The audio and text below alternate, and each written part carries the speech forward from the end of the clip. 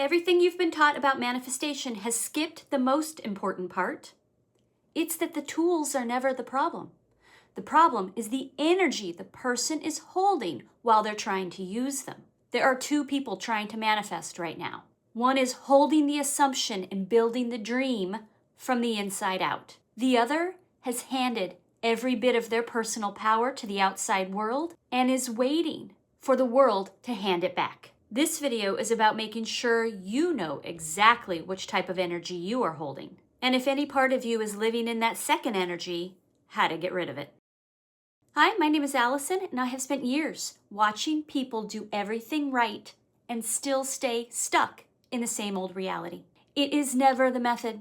It is always the energy. There is no middle ground there. And this video is going to help you identify the energy you can carry that will help you expand and create the life you want to experience. So have you ever wondered why two people can go through the exact same harsh experience and end up in two completely different places? It is not about willpower or even resiliency. Most people who feel like their manifestation is nowhere to be found are not doing anything wrong. They're just taking the wrong position on the playing field. Picture someone who shows up to the game of life, a giant soccer field, but they don't get a jersey and take the field.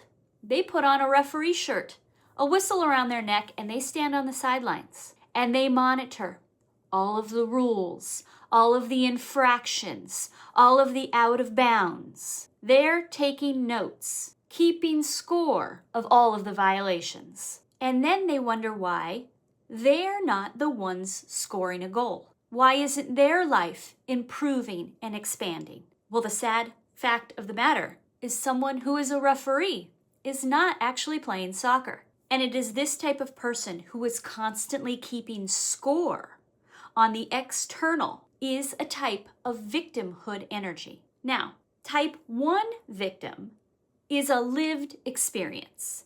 If someone goes up and punches somebody in the face, that person is a victim of being punched. If someone hurts you, betrays you, that is a genuine experience of being a victim and deserves to be treated appropriately. But type 1 is an event. It can be worked through, integrated, resolved. It does not necessarily become that person's identity. However, type 2 victimhood is what happens when someone creates an external boundary for how the world should behave and then spends their time monitoring that line, watching it get violated over and over again to where they become someone with a wound that develops around these external boundaries and expectations. It stops manifestation cold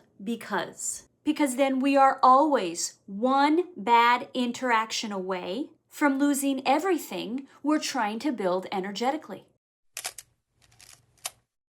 I want to show you something that is going to make you look at the word boundary very differently, because the kind of boundary that most people are establishing is not protecting them at all. So before I describe to you the type 2 unconscious victim, I want you to hear some of the things that they say that represents this energy. Notice how reasonable it sounds. This type of unconscious victimhood energy sounds like statements and boundaries such as, my boss should not be rude to me. They should pay me what I'm worth. People should treat me fairly. People should understand how their words affect me. Each of these sound justified. And that's exactly why this type of victimhood energy is so unconscious. The moment we make our peace, our well-being, our emotional state dependent on whether people follow our rules for behavior,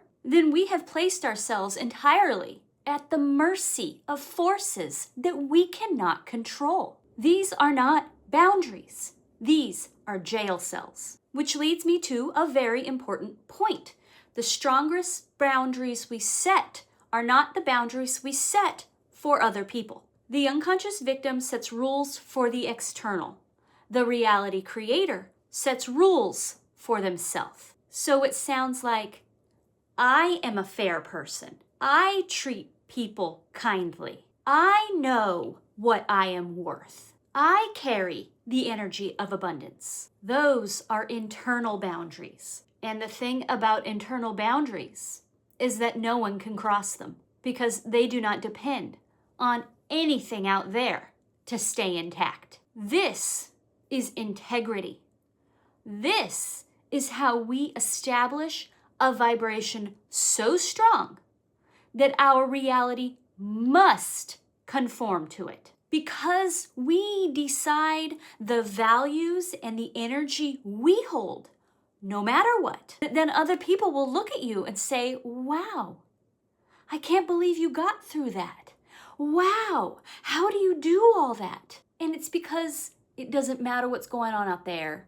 I have a line in here that I hold and don't cross. The energy of someone who is deeply grounded in their own values is simply not compatible with experience a reality that violates them.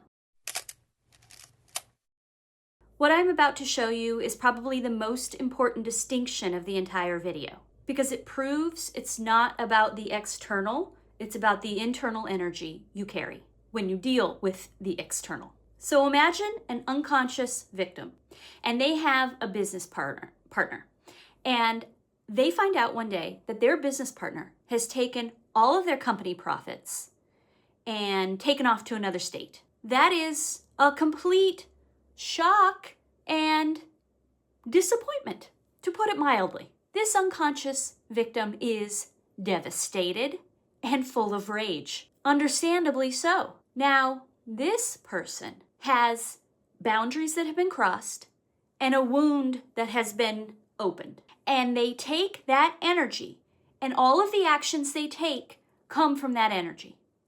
They talk to anybody who will listen about their sad story, and people, of course, feel sorry for them. They go to a lawyer and explain their story of victimhood. And they go to a judge and try and sue this person and try and get the judge to understand how much of a victim they are in this scenario. And they confront the business partner and want the business partner to understand all of the lines they crossed and how disappointing they are as a person.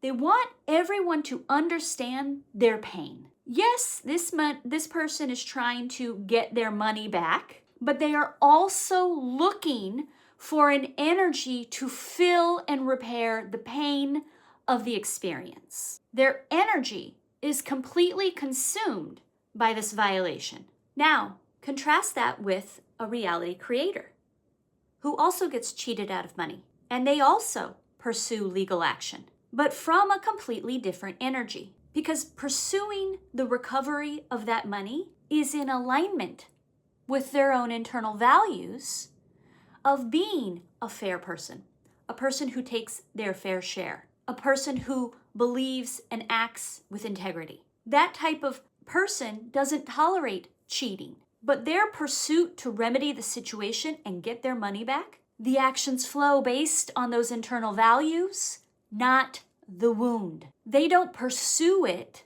so that they can be right, so that they can prove this other person is a bad person. They are focused on continuing to be who they are. The money matters. The other person's behavior does not.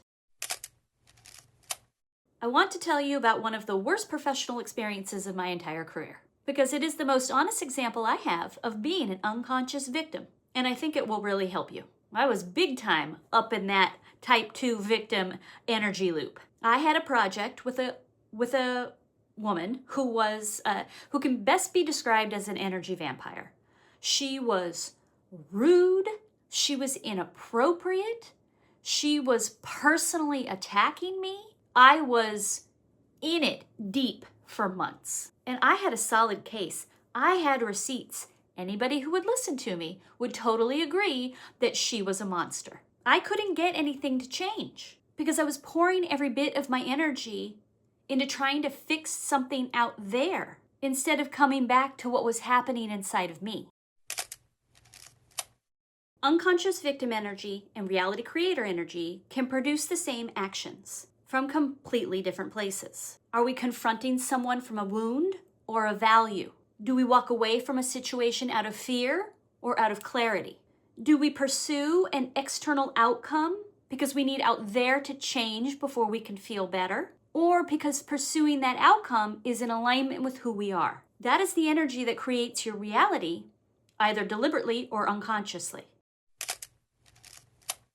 If you have ever tried to think positive your way through a situation and felt like you were lying to yourself, this next is what you were missing. Because this is not about skipping feelings. It's about what you do with them before you act. We're not into pretending everything's okay.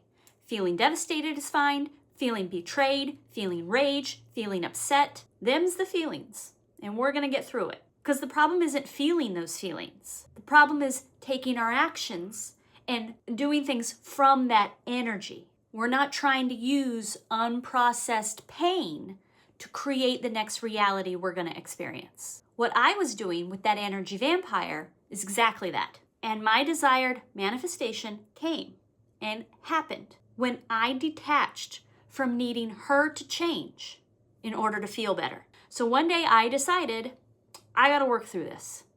And for probably a good 60 days, I worked like every day on working through my feelings, on processing that pain, on getting my own self to feel better with her continuing to be her. And I did. I processed my feelings and I slowly detached from my identity and my feelings being wrapped up in what she was doing. And then one day I manifested it. She disappeared.